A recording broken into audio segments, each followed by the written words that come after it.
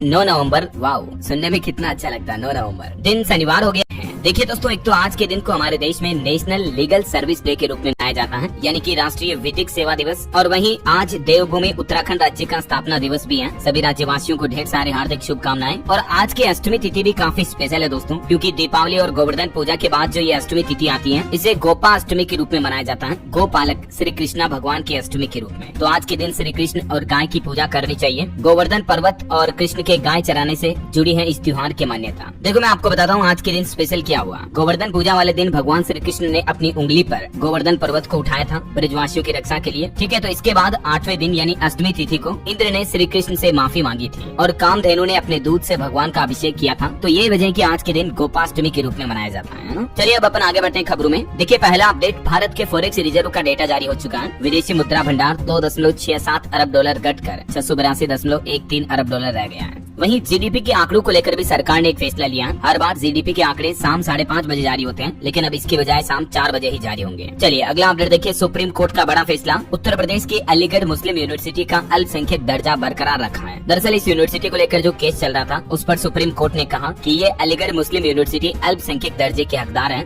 और supreme court ने माना कि धार्मिक समुदाय शिक्षा संस्थान चला सकते हैं। हालांकि इस मामले पर अब सुप्रीम कोर्ट के जजों की नई बेंच फैसला करेगी, क्योंकि सुप्रीम कोर्ट ने 1967 का अपना ही फैसला पलट दिया है, जिसमें ये कहा गया था कि ये सेंट्रल यूनिवर्सिटी या कोई माइनॉरिटी इंस्टीट्यूट नहीं है। चलिए अगली खबर देखिए, स्टॉक मार्केट में हॉलीडे को लेकर अपडेट आ रहा है कि शेयर बाजार में इन 2 दिनों पर नहीं होगी ट्रेडिंग। एनएसई की तरफ से ये अपडेट जारी किया गया। एक तो 20 नवंबर को मतदान के दिन नेशनल स्टॉक एक्सचेंज बंद रहेगा, क्योंकि महाराष्ट्र में इस दिन विधानसभा चुनाव होने हैं। ठीक है, और दूसरा फिर 25 दिसंबर को ऑन वीक वर्किंग डे में स्टॉक मार्केट में छुट्टी रहेगी, क्रिसमस के सेलिब्रेशन के चलते। चलिए अगली खबर देखिए, सुप्रीम कोर्ट के सीजेआई चंद्रचूड़ का आखिरी वर्किंग डे रहा और इस दिन वो संबोधन करते हुए भावुक भी हो गए। उन्होंने अपने पिता के फ्लैट खरीदने का एक किस्सा सुनाया। बोले कि उन्होंने कहा था छत के लिए समझौता नहीं करना। कल 10 नवंबर को रिटायर हो जाएंगे सीजेआई चंद्रचूड़ यानी चीफ जस्टिस ऑफ इंडिया। और इससे पहले सुप्रीम कोर्ट बार एसोसिएशन ने विदाई समारोह भी आयोजित किया। सीजेआई चंद्रचूड़ ने अपने कार्यकाल में कई बड़े फैसले सुनाए। आर्टिकल 370 जम्मू कश्मीर से जुड़ा मामला, चुनावी बॉन्ड योजना को रद्द किया और भी निजी संपत्ति पर भी फैसला सुनाया। समलैंगिक विवाह सेक्शन 6A समेत उनके कार्यकाल के काफी महत्वपूर्ण फैसलों से उन्हें हमेशा याद रखा जाएगा। चलिए अगला अपडेट देखिए, इन राज्यों में अब 4 साल से बड़े बच्चों को भी पहनना होगा हेलमेट। हाईकोर्ट की तरफ से एक बड़ा आदेश जारी किया गया। पंजाब एवं हरियाणा हाईकोर्ट ने अपने एक आदेश में कहा कि 4 साल से बड़े हर व्यक्ति को हेलमेट पहनना होगा, चाहे वह 2 व्हीलर चला रहे हैं या पीछे बैठे हैं। और इस नियम में बच्चे भी शामिल हैं। जाहिर सी बात है, बच्चे 4 साल के तो मोटरसाइकिल बाइक स्कूटी चलाएंगे नहीं, तो अब पीछे बैठने के दौरान भी उन्हें हेलमेट पहनना होगा। और फिलहाल ये नया नियम हरियाणा, पंजाब और चंडीगढ़ में लागू होने जा रहा, यानी छोटे बच्चों को अब अगर आप गाड़ी के पीछे बिठाते हो तो उनके लिए जो छोटा हेलमेट आता है वो लगाकर चलना होगा।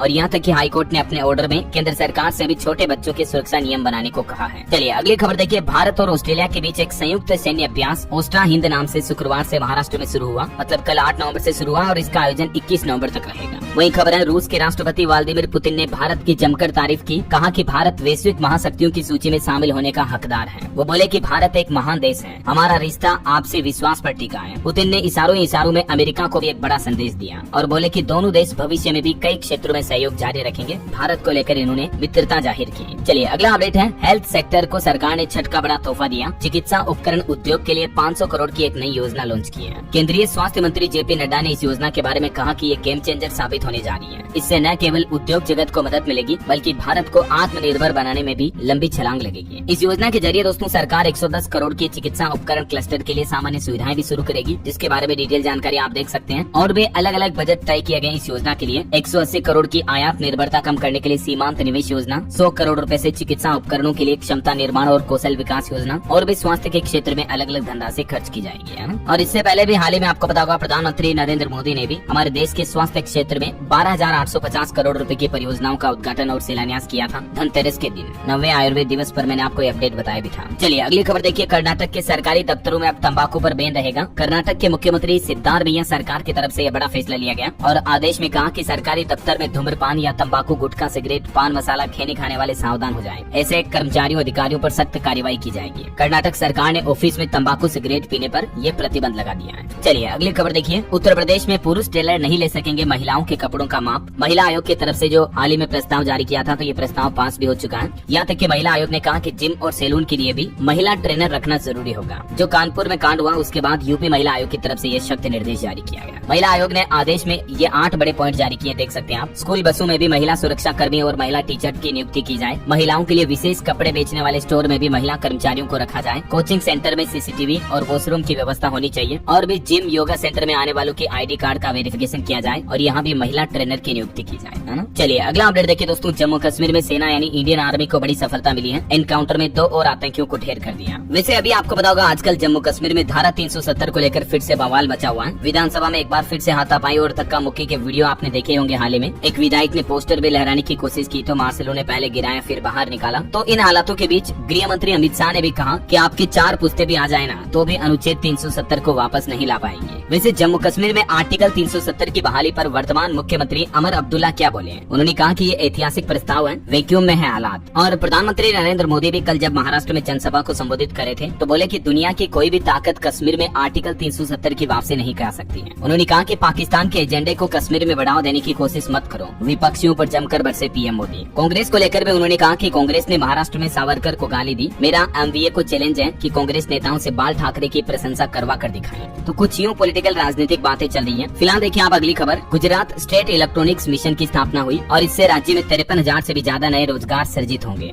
मैंने आपको कल ही बताया था ना कि गुजरात सरकार ने देश में सर्वप्रथम गुजरात सेमीकंडक्टर पॉलिसी 2022-27 की लॉन्चिंग कर दी है और ये सेमीकंडक्टर मिशन की स्थापना करने वाला पहला स्टेट भी बन चुका गुजरात। यहाँ तक कि इस मिशन के अंतर्गत भारत सरकार द्वारा भी 76,000 करोड़ रुपए का भारी बजट आवंटित किया गया है। तो ये अच्छी बात है। अब अच्छे खासे हजारों युवाओं को इससे रोजगार भी मिल पाएगा। चलिए अगला अपडेट आ रहा दोस्तों अयोध्या के राम मंदिर को लेकर। देखिए जून 2025 तक पूरा नहीं हो पाएगा राम मंदिर क्योंकि अभी 200 मजदूरों की कमी है। फर्स्ट फ्लोर पर लगे पत्थर भी बदले जाएंगे तो इस वजह से मंदिर निर्माण में थोड़ी टाइम लग सकता है, ये कहना मंदिर प्रशासन का। चलिए अगली बड़ी खबर देखिए। आपको सावधान करने वाला एक अपडेट बताता हूँ। राजस्थान में फर्जी पुलिस वालों की गैंग बड़े बड़े लोगों को निशाने पर बना रहे हैं। किसी को रेपिस्ट तो किसी को आतंकवादी बताकर करोड़ों रुपए भी लूट लिए। दरअसल अनजान नंबरों से लोगों को वीडियो कॉल आता है और उसे रिसीव करते ही सामने दिखता है कि पुलिस की वर्दी में एक शख्स। पीछे दीवार पर भी महापुरुषों की तस्वीरें लगी हुई है। ये देख सकते हैं आप, महात्मा गांधी की तस्वीरें लगाई हुई है जिससे कि ऐसा लगे कि हाँ ये शख्स पुलिस थाने से ही बोल रहा है। और फिर क्या करते हैं, ये लोगों को धमकाते हैं कि आपके खिलाफ ये मिला वो मिला, ड्रग्स मिली, देशद्रोह का आतंकवाद का मामला सामने आया। फिर सेटलमेंट के नाम पर लोगों को ठगते हैं। तो ऐसे काफी मामले सामने आए राजस्थान में। उसके बाद राजस्थान सरकार ने ऑपरेशन डिजिटल अरेस्ट की भी शुरुआत की है। और जरूरी नहीं दोस्तों की सिर्फ एक राज्य में, आए दिन कई ऐसे मामले कई राज्यों में देखने को मिलते हैं। तो आप फेक कॉल से सावधान रहें। अगर आपको इस तरह के फर्जी कॉल आते हैं तो आप ऑनलाइन शिकायत भी दर्ज करा सकते हैं संचार साथी पोर्टल के माध्यम से, जिनके कुछ स्टेप्स भी आप देख सकते हैं। और किसी का भी इस तरह से फोन आए तो डरे नहीं, बल्कि उनको सीधा बोले कि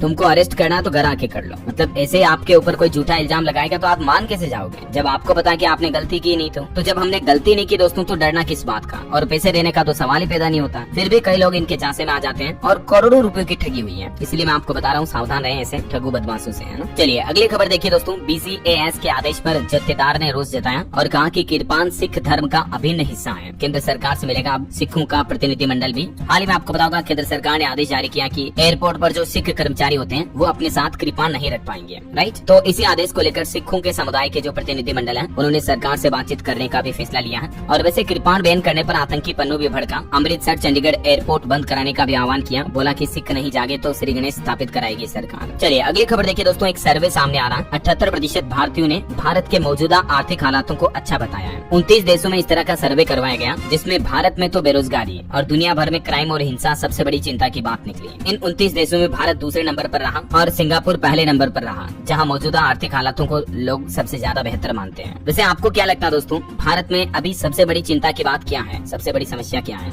बेरोजगारी, महंगाई, अपराध, हिंसा, भ्रष्टाचार, गरीबी, असमानता? आपकी क्या राय है इन पर? कमेंट करके बताइएगा मुझे जरूर। चलिए अगली खबर देखिए। कांग्रेस की दिल्ली न्याय यात्रा शुरू हो चुकी है। राजघाट से शुरू हुई 360 किलोमीटर की दूरी तय करेंगे राहुल गांधी एक बार फिर से। इसमें खड़गे भी उनके साथ शामिल होंगे। महीने भर तक चलेगी ये दिल्ली की न्याय यात्रा, जो कि कल शुक्रवार को राजघाट से शुरू हुई। चलिए खेल जगत से एक बड़ा फैसला देखिए। टीम इंडिया चैंपियंस ट्रॉफी खेलने के लिए पाकिस्तान नहीं जाएगी। BCCI ने खिलाड़ियों की सुरक्षा को लेकर चिंता जताई और कहा कि टीम अपने मैच दुबई में खेलना चाहती है। वैसे भारत के क्रिकेट मैच पर भी अपडेट आ रहा। भारत ने साउथ अफ्रीका को 61 रन से हराया। पहले T20 में संजू सैमसन का शतक देखने को मिला। चक्रवर्ती और बिश्नोई ने भी 3-3 विकेट लिए। चलिए अगली खबर देखिए। देश भर के स्टूडेंट छात्र छात्राओं के लिए सरकार का फैसला। अब आयुर्वेद सब्जेक्ट में भी दे सकेंगे UGC नेट का एग्जाम। दिसंबर 2024 सेशन चुन सकेंगे।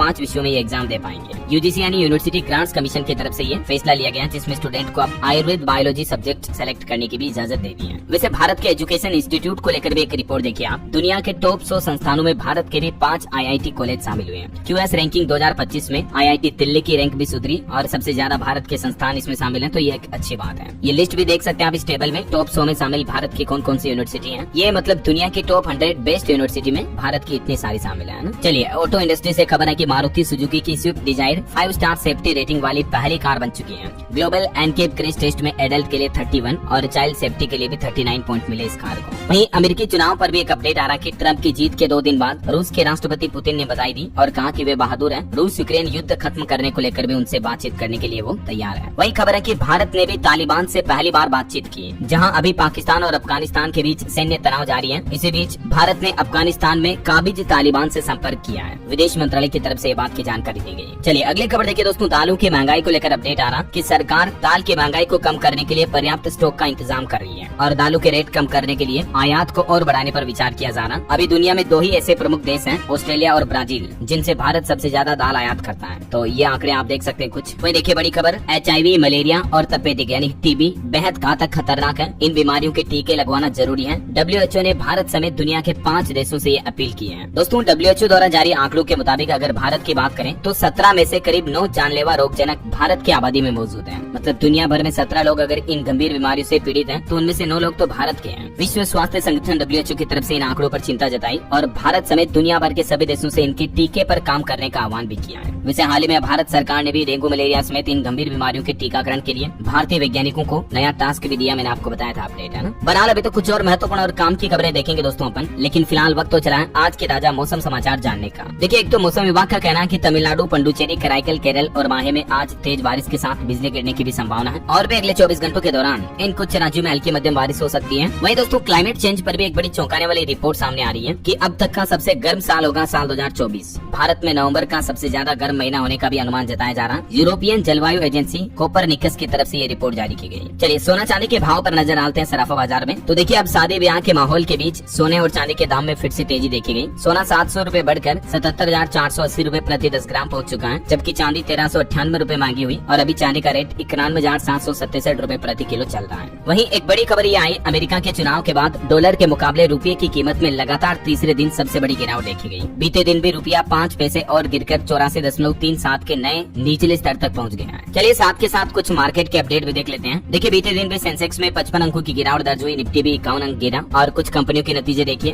दूसरी तिमाही में टाटा मोटर्स का मुनाफा 11% कम हुआ, तो इसका स्टॉक और ज्यादा गिर सकता है। और भारतीय स्टेट बैंक SBI ने भी दूसरी तिमाही के आंकड़े जारी किए, मुनाफा 28% बढ़ा। तो आने वाले दिनों में भारतीय स्टेट बैंक SBI का शेयर और ज्यादा बढ़ सकता है, क्योंकि हर दिन के हिसाब से अगर मुनाफे का कैलकुलेशन करे तो हर दिन SBI ने 220 करोड़ रुपए कमाए। स्टेट बैंक ऑफ इंडिया की कमाई सबसे ज्यादा रही दूसरे बैंकों के कंपैरिजन में, है ना। और भारतीय सरकारी बीमा कंपनी LIC ने भी अपने Q2 के रिजल्ट जारी कर दिए हैं। इसके मुनाफे में 4% की गिरावट दर्ज हुई। माइनिंग कंपनी वेदांता ने भी जारी किया Q2 का रिजल्ट। सितंबर तिमाही में कंपनी को भारी मुनाफा हुआ। इतने दिन घाटे में चल रही थी कंपनी, तो अब मुनाफे में आ गई है। नेट प्रॉफिट 5603 करोड़ का हुआ। रेवेन्यू भी अच्छा खासा रहा। इस कंपनी के स्टॉक ने एक साल में 93% रिटर्न दिया है। और निवेशकों के लिए भी एक खबर है, जिंका लॉजिस्टिक्स का IPO 13 नवंबर को ओपन होगा। वहीं दोस्तों अंतर्राष्ट्रीय मार्केट के कुछ अपडेट देखिए आप। 4 दिन में 2.5 लाख करोड़ रुपए बढ़ी एलन मस्क की नेटवर्थ। ट्रंप की जीत के बाद एलन मस्क की कंपनी के स्टॉक काफी अच्छे बढ़े हैं। और वहीं एक बड़ी खबर तो ये है कि फेड ने भी लगातार दूसरी बार ब्याज दरों में कटौती की है। सितंबर में 50 की कटौती की थी, अब 25 बेसिस पॉइंट की कटौती की है। तो ये फेडरल रिजर्व बैंक की तरफ से जो ब्याज दरें घटाई गई है, इसके बाद इंडियन स्टॉक मार्केट पर भी इसका असर देखने को मिल सकता है। वैसे जेरोम पावेल का कहना है कि डोनाल्ड ट्रंप के कहने पर भी मैं अपना इस्तीफा नहीं दूंगा। चलिए मार्केट के बाद आगे बढ़ते हैं खबरों में दोस्तों। वायु प्रदूषण पर बड़ा अपडेट आ रहा कि दिल्ली वालों की सांसें अभी भी संकट में चल रही है। हवा के हालात बेहद खराब है। 12 इलाकों में AQI फिर से 400 पार पहुंचा और अगले 3 दिन बहुत भारी होंगे। और दिल्ली में प्रदूषण कम करने के लिए अब एक नया प्लान भी बनाया है सरकार ने। ड्रोन के माध्यम से छिड़काव किया जाएगा। इस हथियार का नाम है मिस्ट स्प्रे ड्रोन। तो जिन इलाकों में प्रदूषण ज्यादा है, वहाँ ड्रोन के माध्यम से स्प्रे का छिड़काव किया जाएगा। चलिए अगली खबर देखिए। चुनाव आचार संहिता के दौरान सरकारी कार्यों पर रोक नहीं लगाई जा सकती है। महाराष्ट्र इलेक्शन को लेकर हाईकोर्ट की तरफ से यह बड़ा फैसला सुनाया गया। वहीं मद्रास हाईकोर्ट का भी एक नया निर्देश देखिए। वर्दीधारियों से घर का या कोई निजी काम कराने वाले जेल अधिकारियों पर अब कार्रवाई की जाएगी। हाल ही में कई ऐसे मामले सामने आए कि पुलिस वालों से ये बड़े अधिकारी काम करवाते हैं, तो उन पर अब सख्त कार्रवाई होगी। और सुप्रीम कोर्ट का भी एक बड़ा फैसला देखिए। दिव्यांग लोगों के लिए अनिवार्य पहुंच मानक स्थापित करे केंद्र सरकार। सुप्रीम कोर्ट ने केंद्र सरकार को 3 महीनों का समय दिया दिव्यांगों के लिए मानक तय करने का।